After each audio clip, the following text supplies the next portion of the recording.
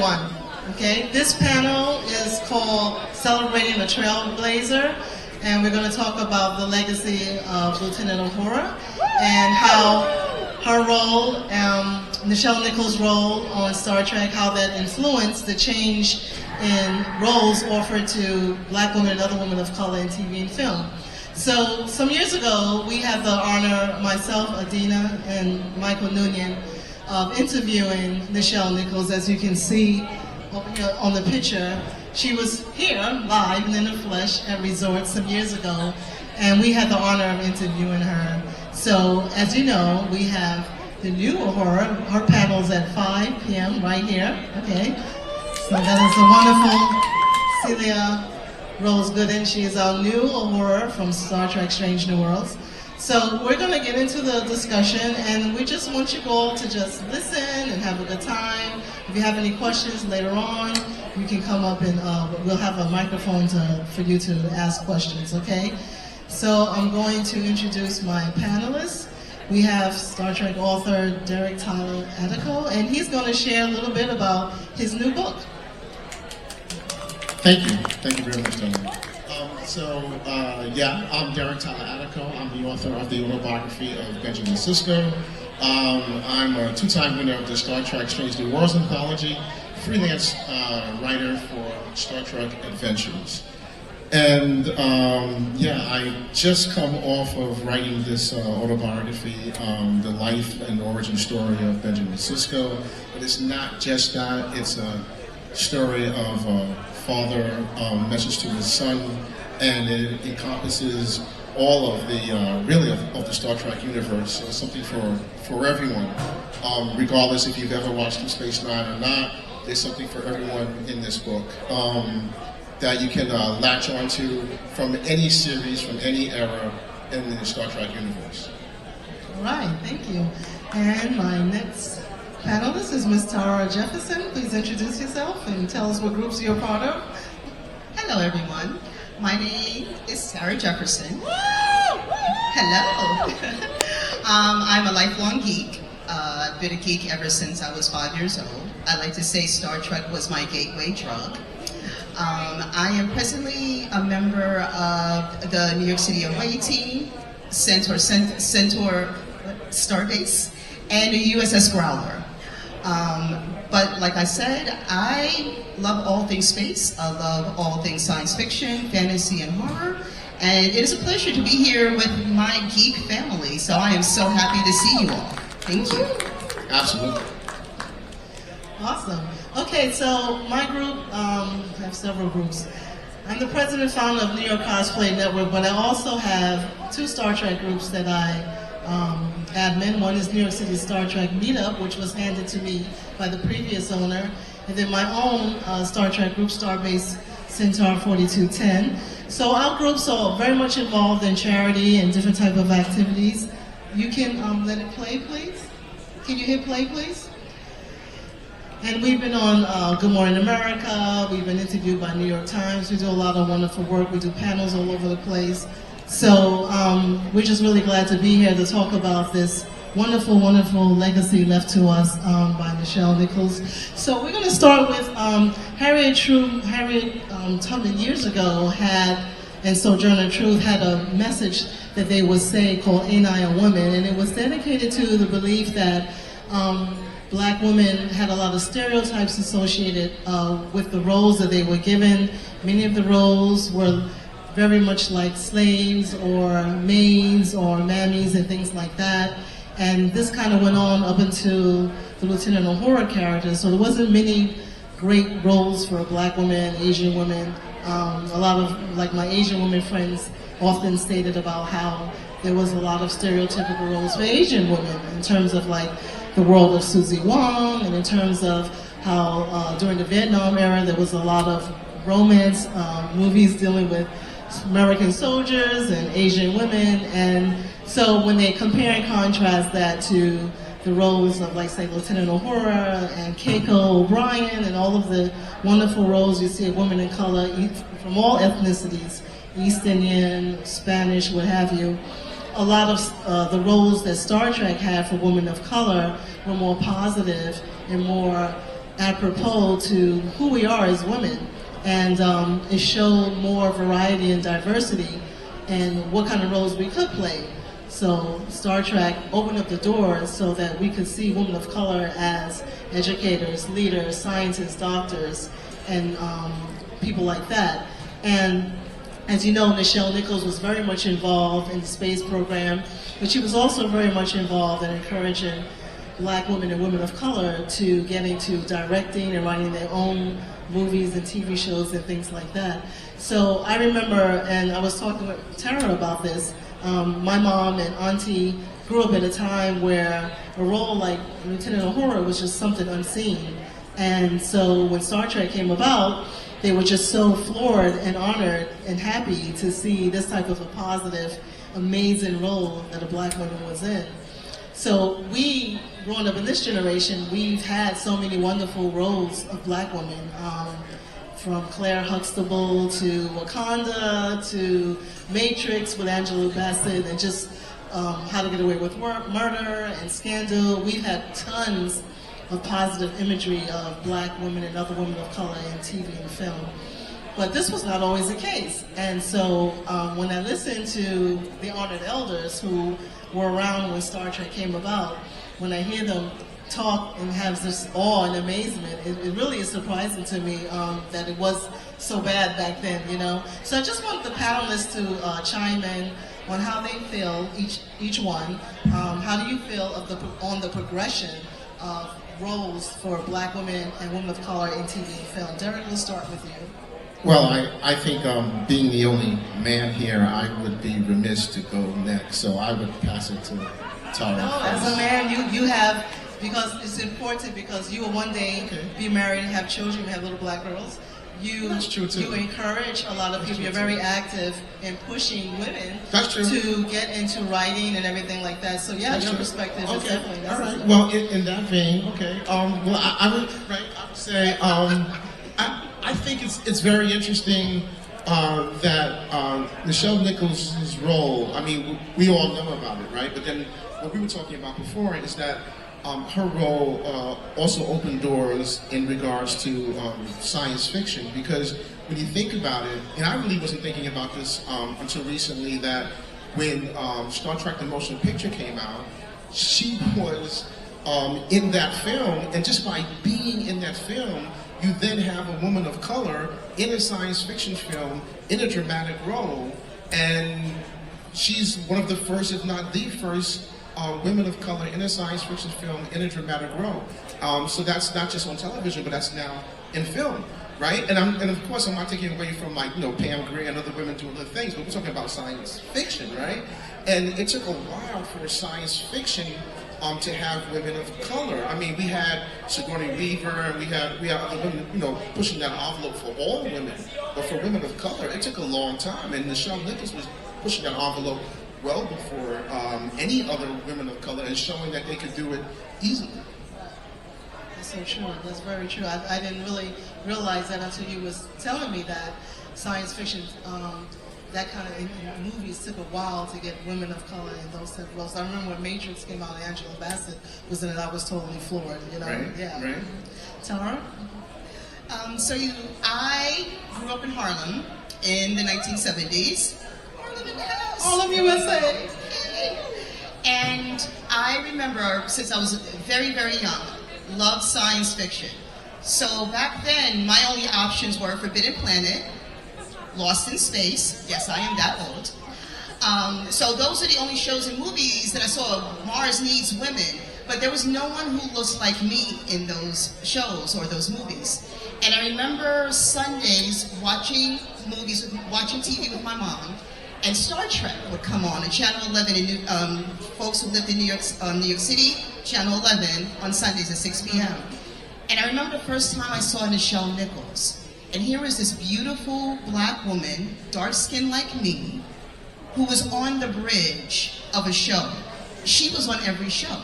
She wasn't the maid. She wasn't the janitor. She was actually part of the command crew. And I cannot overstate how much that meant to me as a young Black girl in Harlem. And back then, being a geek was not cool. But to see someone on screen who reflected me, who looked like me, who also reflected the women that I grew up with. All the women in my family, my grandmother, my great-grandmother, my mom, educated women, hardworking women who took leadership roles. They were not subservient to anyone. So to see someone who in that role was great, I actually looked up. She was like the first African-American woman in a show. It wasn't until 1968, Julia with Diane Carroll, that you had another woman who was not in a stereotypical role. 2 years later, it was only, imagine, there were only 2 black women in 9 stereotypical roles on TV. It was Star Trek and Julia, that was it. So I am so grateful for that representation, because there were other young black girls who saw that and said, hey, I have a role in space. I have a place in this fandom, in this world. And where Nichelle started, people use that as a stepping stone to go even further. That's really, really a great point, because it's like, I totally forgot about Julia. Thank you for bringing that up. Because I know, like when my Asian girlfriends would share with me, as you can see the images, we have that same kind of discussion, because they're used to the world of Susie Wong. They're used to Madame Butterfly. They're used to the poor Asian girl that gets married to the American soldier that has problems from the Vietnam War and then kills her. So, my Asian girlfriends are like, we have our stereotype movies also. So for them, like you said, it's important growing up as young women of all ethnicities to have that type of positive role model where you see on TV and film women who represent, as you stated, the women in your family who are educated, successful, and achieved. And, it's like representation is everything. It really is everything, because, our young people today are growing up with so much. They have, COVID and the school shootings and everything like that. The last thing they need is to see images that, don't encourage them, okay? Because there's already so much going on in the world to not encourage young people. And I mentor and tutor young women. So, we have these discussions on imagery and, feeling good about oneself and feeling that one can achieve anything that they want to put their hearts to. So I look forward to seeing more and more TV roles and movie roles from Black and Asian and other women of color, producers, writers, and directors. And so I want to go back to you, Derek, and have you put in, what would you like to see, as a man who will one day raise children and who has young women in your family and that you encourage. What kind of roles would you like to see in the future, and would you like to see more Black women of color get into sci-fi writing and things like that? Well, thank you. That's a really great question. And one of the things that really interests me is we see people of color in front of the camera, right? And that's great. That's important. But it's essential to see women of color, to see people of color behind the camera. It's essential to see women of color, people of color creating the future. Because I don't just want to see people of color as the face of the future, but the people that imagine the future have to also be people of color. Because the future should not be a mono-created future. It has to be a future that is created by all of us. And so, for example, Star Trek Discovery was the first writer's room that was a multicultural, diverse writer's room. And I really applaud that, because that means, when you have a lot of different voices from a lot of different walks of life and ethnicities in the room, then that can only enrich the story, right? Exactly. And we see that in Discovery. Just little things. I mean, there's a line in one of the episodes where the Empress calls Culber Poppy. And that's a really funny moment, but I know that's because of the diversity in the room, And so there are things that you just wouldn't get, touches on culture and touches on diversity that you wouldn't normally get unless you have that diversity. Awesome. That's so well stated. Tara? Oh yes, and to continue to echo that statement, We have the wonderful Celia Rose Gooding here with us. Yes. And her portrayal of Uhura demonstrates that point. We started with Nichelle Nicols in 1966. Nichelle actually wanted to wear her hair natural for the show, and she was not allowed to. She had to wear either wigs or relax her hair and wear it straight. Now, fast forward to 2022, we have Celia portraying Uhura. Not only is her hair natural, the one scene when she was in her bunk and they woke her up, she was wearing a do-rag. Now, to anybody else in the audience, my non-melanated folks, you may not understand the significance of that, but that one simple little thing, that simple little detail, shows that whoever was in the writing room, whoever was doing the costumes, it would make sense if you are a black woman with natural hair, you're not just going to bed, just your hair just all wild and loose. You either have a bonnet, you have a do-rag, and the fact that they put that small detail in it shows representation matters. Because if you're not of that culture, or if you're not a person of color, you wouldn't understand. You're like, oh, okay. But as a person of color, you're like, you see me, you understand me, in that one little thing. And imagine that we started, like I said, 2 black actors, 2 black women actors, and now we have Shonda Rhimes, who is her own cottage industry. Shonda Land, how many productions does she have? I mean, she basically got me through the pandemic with Bridgerton. Yes. And with How to Get Away with Murder. Yes. The fact that she's able to exist and thrive and shows, like, yes, I just don't make black shows. I make shows for everyone. Everyone's invited to the party, and her voice is strong, and she is leading the way. You have Anna DuVernay. You have Octavia Butler. Sci-fi, may she rest in peace. We have, and all of us benefit from it, regardless of your background. So it's amazing. That's so interesting when you pointed out about the do-rag, because I've seen that a lot with watching different Star Trek episodes. I see, like you said, the diversity in the writers' room is reflected in even the smallest scenes. Because I've seen with other ethnicities, and I'll hear my Asian girlfriends and my East Indian girlfriends, they say, oh look, they had an East Indian captain and she had this going on with her hair. And I'm like, wow, I didn't notice that. They say, oh yeah, my mothers, we do that all the time. And I'm like, wow, okay, that's really great, because how we notice things, others will notice things, you know? And that's why, like you said, it's so important to have that diversity, because it's a small thing, but it's a powerful thing. I have a scene in Autobiography of Benjamin Sisko where his mom is braiding his hair, giving him cornrows. And it's a little thing, but it's a big thing, you know?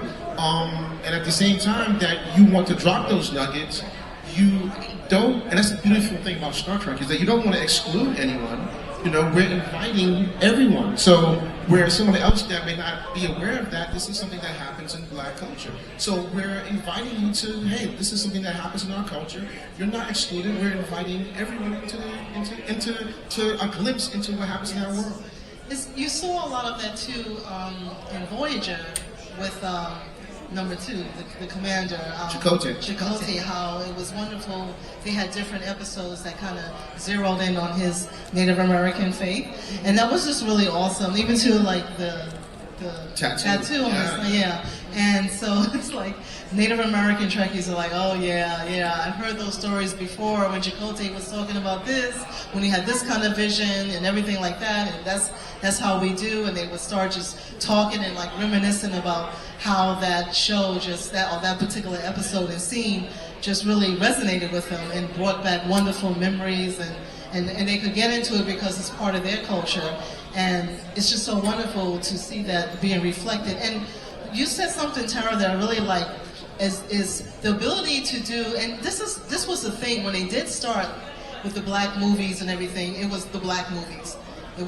This is a black movie about black people, and black people are mainly going to relate to it, but you all can come watch it too. So it's like, that was the thing, and I guess that was Hollywood's way of trying to appease us. But then it became like, okay, we could do, like you said, movies for everyone. Mm-hmm. Okay, and that's what, like with Sister Shonda doing these movies for everyone. I mean, that whole scandal, How to Get Away with Murder, every woman in the world that I know seemed to be, into that, and they were all different races, and they bought the champagne glasses, and everybody would have the champagne glasses ready when the episode started. You know? And she just brought together so many diverse groups of people because the story was good. It didn't matter that it was written by a black woman and the leader was a black woman or the writer's a black woman. It didn't matter about that. It was a good story and everybody could get into it. So that's something that I'm proud to see is happening more where, you know, it's the acceptance that we're getting away from the way of thinking that, okay, if you see something written by a black person, if you see it being filmed by a black person or produced by a black person, it's not necessarily a movie about something that only relates to black people. So I'm very happy to see Hollywood and just the general society moving away from that. That cultural exchange is like so important, and that's one of the things that I love about the Star Trek universe, because they're able to like tackle topics and introduce people to maybe a different way of life or a different way of thinking without it beating you over the head. It's just a matter of course in the show. And not only within the show, like going back to Nichelle Nicols, she not only affected the sci-fi realm, she affected the period. The fact that she was a volunteer recruiter for NASA, that she did these videos after the show went off the air. She did the recruiting videos. That's how we got Dr. Mae Jameson. That's how we got all these astronauts of color to come to NASA, because they said, hey, wait a minute, I can take this imaginative world and make it real.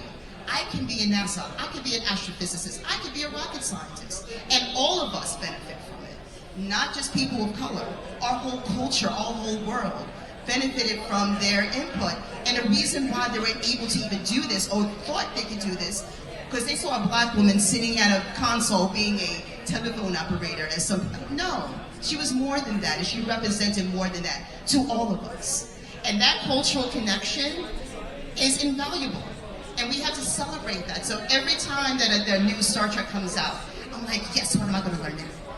What new culture? Okay, this is cool. It's wonderful. And also, it brings this fandom together that is wide and varied, from like a 5-year-old to a 50-something-year-old. And we all have something in common, so I love that too. And you know, with me, like my mom and dad got me into Star Trek, and my mom made my first Lieutenant Uhura cosplay when there was conventions at Hotel Pennsylvania in 34th Street, the creation of the scene. Yeah. So that was my very, very first convention. And it's just so wonderful how it's become like a family tradition. Like we will all gather around and watch Star Trek, and every new incarnation, mom, dad, auntie and uncles, cousins will come over for the first episode, and we will have food and we would decorate. You know, it was just crazy. It was like a whole family thing. And it was every incarnation, the family got together. First episode, they had that kind of celebration. It was Next Generation, Deep Space Nine, Voyager. And so it's just wonderful because every new Star Trek brings back memories of time spent with family and just gathered around the episodes and watching the episodes and talking about them. Because even as young people, my parents, we would watch a Star Trek episode and they would ask, what did you learn from it? How did it affect you? What did you think about it? What is your takeaways, you know? And it's so beautiful. It got me spoiled. So like when movies would come out, that if they were not specifically had to be a particular, you know, surrounded by a nationality, I would like, okay, where are the black people? Where are the Spanish people? No, Star Trek spoiled me. I'm used to diversity. Like, I'm not going to see this movie. It's not enough of us in it. It's just the way it affected me. Derek? You know, it's funny because, I mean, of course, like, I have all my friends, we would watch everything. And when Deep Space Nine came out, yes, I mean, we enjoyed that because it was, you know, Mr. Avery Brooks playing Benjamin Sisko. But we gravitated towards all forms of Star Trek because of the message that it had. And it's something that I talk about a lot, and that the 4 foundational pillars of Star Trek, which is why I think we all why we all enjoy it and wrap our heads around it, because Star Trek has hope, science, friendship, and exploration. And that's something that we can all get into and we can all latch onto. And those things they have nothing to do with color or ethnicity. That's just us as humanity.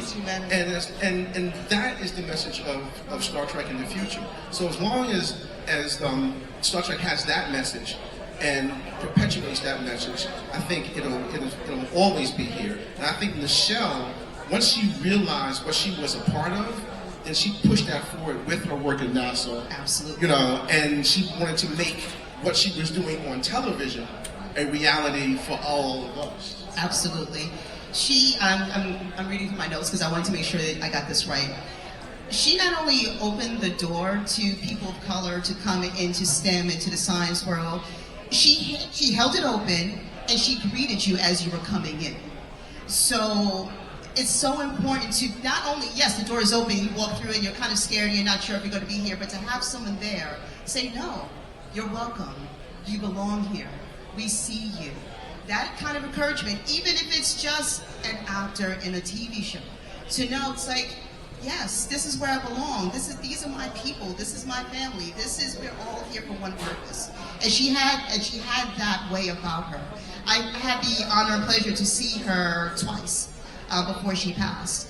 And she was just as gracious and beautiful and just like loving and giving, even in a Comic-Con table, just for the few minutes that I was able to like speak to her. And just being able to introduce like my friends to Star Trek. Like, we're going to start here and we're going to go through, because it was her work ethic and the fact that she was encouraged by Martin Luther King to stay blows my mind. I just found out that story a few years ago. And to think, it's like, yeah, she wasn't there, all these other dominoes probably would not have fallen the way they had. And I'm so grateful for her.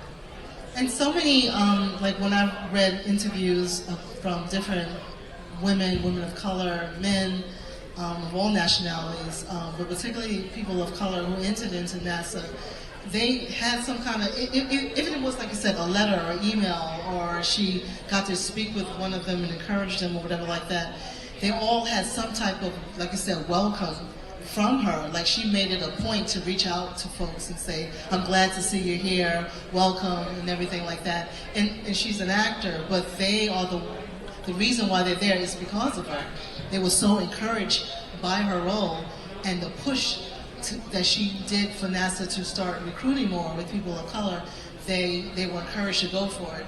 And so it's just so beautiful that, you know, you have all these scientists that have 50 degrees and everything, but you're the one that they love and adore and admire, and you were just an actress playing a really great role. And her role, as someone that's been in the military, let me tell you something, nothing's more important than a comm officer. I was a communications NCO. True. Her role is not a lightweight thing in the military. Your comm officer goes with you everywhere because they're the ones that's going to call in backup. Okay? They're going to call in the Air Force. They're going to call in the Marines. So when she does that little thing, okay, I love it, because as someone that served in the military, I know what that's like. You have to make phone calls. We call it a phone call, but it's really you're using, you know, that communication system to call for backup. So that's another reason why I really loved her role, because she wasn't just someone delivering messages. She was very essential in terms of the military order and military command. The communication officers right there by the side of the captain, and always, you know. So I love how they have her in that role. There's a few times in a few episodes where Kirk says to her, you know, it's all on you. When I need you to do a thing, or you have to do a thing. And I remember that even as a kid, and I was like, oh, okay. Yes. I forgot the episode. If anyone remembers it, please remind me. But there was one episode that she literally had to get under the console and rewire wires in order to get this like critical message through. And someone was hanging over her shoulder. She's like, I got this, could you back up? And they're like, oh, okay. And she did. And it always like a small scene, but it always stuck with me. I can't remember the episode name because, yeah, 150 and I'm senile. But that scene stuck with me, that this woman was in charge of her profession. She was a professional. She knew what she was doing. And when the chips came down, you could depend on her. She was the one, as Darlena said, the communications officer is key to a ship's running. And now to see that continued on in Star Trek Strange New Worlds. To have her role filled out and her backstory filled in, it's such a pleasure to see, and I'm just so happy to be able to see the next iteration of Lieutenant Nyota Uhura. And it seems like it's now opening doors for yet another group of individuals who have not seen enough of themselves represented when we talk about transgender and bisexual, gay, and gender fluid. So as you've seen some of the images from the good folks on Discovery, now her role has pushed Hollywood to say, okay, you're gonna have to, you may think that you touched on everything, but there's so many communities out there that you haven't touched on. And I'm glad to see Star Trek is still leading the way and bringing to light all these communities and giving them a voice and giving them actors and actresses who star in roles that represent them and their identity. And it's not even something that's, that has to be mentioned all the time. They're there. They're there, and you see them living, doing their jobs, okay, loving who they love, living their lives, and it's right there. We don't need a whole lot of diatribe, explanation. They are human beings. They're living their world. They're living their lives, and this is who they are. And it's great to see that being pushed now. And I believe when you open those doors and you say, okay, you start here and you keep it moving, okay? You keep it moving. You keep showcasing, because everybody, every young person in the LGBTQIA community needs representation that they can look at and be encouraged by and feel good about themselves. One of the scenes that, going with that, in Discovery, when you see Stamets and, I'm blanking on the other character's name, they're brushing their teeth in the bathroom. Thank you. Culver. Just brushing their teeth in the mirror. A normal thing that couples would do at the end of the day, hey, how's your day? Almost below the warp drive. But just a normal thing. And it wasn't like, I do that all the time. Okay, they're just there, Exactly. brushing their teeth at the end of the day, like you normally do with a spouse. And it normalizes that. It's like, we are people, we are here, just like everyone else. And you know what else is interesting about that is that if you zoom out for a minute, our society now looks to Star Trek to do those things first. Yes. Have you thought about that? Wow. Think about That's that. amazing. It looks to Star Trek to show us those images first. And on Star Trek, it's not even thought about. It's like, oh yeah, of course. But on other shows, it might be a thing. But if it's on Star Trek first, it's like, oh yeah, of course. Because we all intrinsically really understand that that's how it should be in the future. That's So true. That's so true. How are we on our time? Is anyone keeping up with us? I guess we're good. I mean, We're staying. Is any of the convention people in charge keeping up with our time? we're good. What time is it? Keep talking. Okay. Keep talking the word. Does anyone in the audience have questions or feelings or reflections they'd like to? Yes, my love. Yes. I think there's mics up here if you'd like to come to the mic. Oh, yeah, here's a mic here. Because we would like everyone, because she's a Uhura, so, she has priority. That's right. Also a veteran and a breast cancer survivor and a proud 61-year-old. I know that's a lot in one saying. I was thinking, and I loved Uhura because it showed me, I could be in the future. Because if you watch Other Side Foes, where's the black people? Sure. And remember, I love Planet of the Apes, but the one black person, he was dead because the apes never saw a black person. But I'm just saying.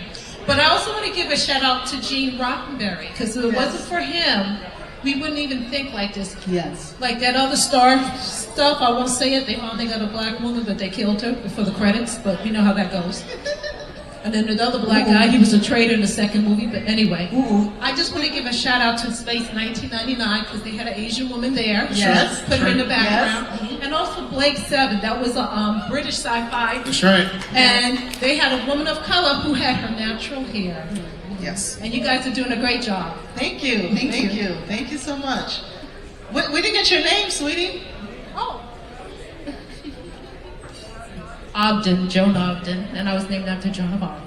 Oh, Thank you. Thank you. And can I just say really quick that it's a big deal for a writer in the 60s to say, I'm going to take that step and put these, You know he got death threats, so you know it was a big That's deal. right. That was a big deal. Sir? Hi, my name is Mark. Hi, Mark. Have to Ben. When I just walked in and I heard you talking about Nichelle Nicols, I have to share a story about her. Okay. I'm a journalist. I've interviewed hundreds of celebrities, actors, everybody.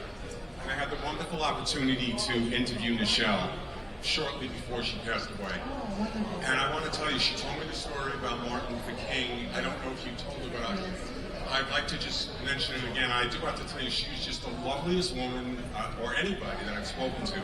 And she told me she did Star Trek for a year, and she enjoyed it, but she wanted to move on. Thank you. That makes it easier. Nichelle told me the story that she did Star Trek for the first season, and she was enjoyed gonna it. leave. She enjoyed it, but decided she was moving on to do something else. And out of the blue, she heard from Martin Luther King Jr., who said to her, I need you to do me this big thing. I need you to stay on the show because you are representing an individual of color that has never been, a female that has never been treated like this on television before. She ended up staying on the series, developed a friendship with Martin Luther King Jr., and really transformed the business. So wherever you are, Nichelle, thank you. And again, I've interviewed hundreds of actors, actresses. She's on the top of the list. Just an amazing woman, and I'll never forget the conversation. Thank you for sharing. So thank you for, when I walked in and heard her name, I'm like, I'm here. I've got to tell this story. So she changed the business. That's She amazing. did. That She is did. amazing. Thank you. Thank you. Awesome, awesome. Hello. Hi. Hi. What's your name? Desiree. Hi. So you guys talked earlier about how things changed in the writer room, and then you can see that on screen. So for all of you, who's your favorite Star Trek character that you think directly came from Uhura and being there and what she was able to do? Ooh. Favorite Star Trek character? That is a good Outside of Lieutenant Uhura. I like Michael and the Emperor. Well, definitely Uhura. My favorite shows were tied: Next Gen, Star Trek Next Generation, and Deep Space Nine. On Next Gen, Michael Dorn, oh my goodness, that man. Even under all that makeup, I especially like his story arc and where he started as a Klingon being the bad guy and now being incorporated into Starfleet. So I was very fascinated by that and his journey of fitting in two worlds. Because as a young black woman, growing up in Harlem, again, a geek, and being a geek was not cool, I had to straddle two worlds. And Worf being able to straddle two worlds and go through his ups and downs but still be part of the crew really resonated with me. And then, of course, Deep Space Nine and Mr. Avery Brooks, who I love, and I will watch him read a telephone book. I don't care. But the fact that he was now commander of a spaceship, I was a little upset that he was a commander, not captain, but he was a commander of a space station. So that also really resonated with me. We always gotta wait to get promoted. He took it away from to be promoted. Well, you took mine too. So, but I'll just add, Worf is a great character. You know, we've seen his arc, and even now in Picard, we still see his incredible arc, and I just love seeing that arc. And Benjamin Sisko, who I feel is the most balanced captain. And of course, I've written the autobiography. So, I mean, how am I not going to say that? But I mean, even if I wasn't had written the autobiography, I would have said this because he's just a balanced individual. And we see the other captains; they're all great people, but they don't have that work-life balance really figured out. But he does more than anyone else. So, definitely Sisko. Right, so my favorite outside of Lieutenant Uhura, I have to say, is Deep Space Nine, my Bajoran militia, warrior woman, Kira Nerys. Yes! She is my idol. She got me through 9/11. I joined the military 4 weeks after 9/11. And she and Jadzia Dex, but especially her, because, her role resonated with me. Like, I went back and watched all those episodes because, the warrior woman ethos, she had it. She had it. She fought for her people.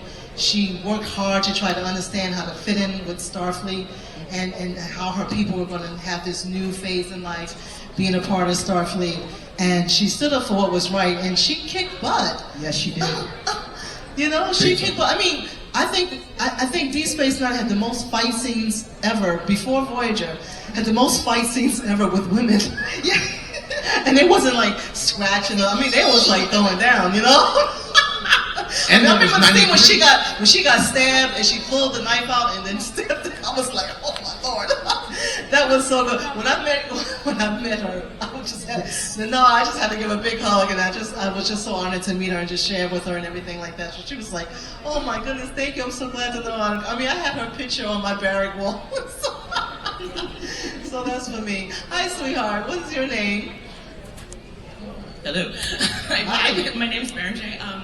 I just wanted to say I really like that you touched on the fact that Uhura was the communications officer.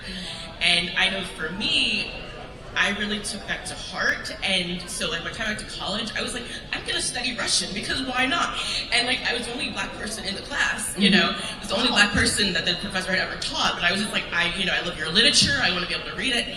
And so I was just wondering if you've come across instances where people have tried new things, like not just science, but just kind of like in the world, and or maybe even you, something you've tried because.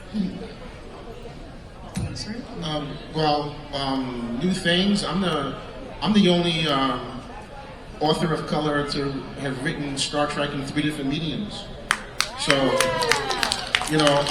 short form, short story, long form, novel, and role-playing game. No other person of color has done that. So. I would have to say there's been many times in my life when I have been either the only woman, the only black person, the only black woman. Like I said, I'm very much into fantasy. So I went to a medieval fair in the 90s in the middle of Minnesota. I was the only black person there.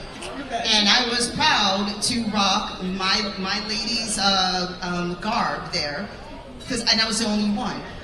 Growing up with Star Wars, yes, that other Star-related show. Of all my friends who we were all like collecting cards and seeing the movies, I was the only black girl who was into Star Wars. So walking into spaces like going into like comic book shops, being the only one. Going into school groups, being the only one. So my mom always told me, wherever you are is where you belong. And it doesn't matter where it is. If it's in the middle of Minnesota, you belong there. If it's in Barnard College and you're the only person of color in your calculus class, you belong there. So I think for me, I did a joint training with the Canadian military and the whole communications group. We had our own separate training going on. I was the only black person and the only American. Wow. Ooh, it was a lot of fun. Those Canadian women warriors introduced me the most since Beer, so they're my new friends now. Okay, I want to thank you for allowing us to share this wonderful panel and talk about our wonderful, great Uhura. And remember, 5 p.m., the new Uhura will be right here in the flesh. Where can we follow you? yes, we can find you. You can find me in the back room there. Okay. So my table's all the way in the back. You can come by and say hi. We're on Facebook, Starbase Centaur 4210. We're on Facebook, and we just are on Facebook. I'm on Instagram. I am the real Ebony Beauty NYC. The real one. So you can cyber stalk me there. I'm back here selling books of the Autobiography of Sisko, and you can find me on anywhere on social at Attico, Dattico, on any social, anywhere. Great. Thank you. Thank you very much. Enjoy the rest of the day.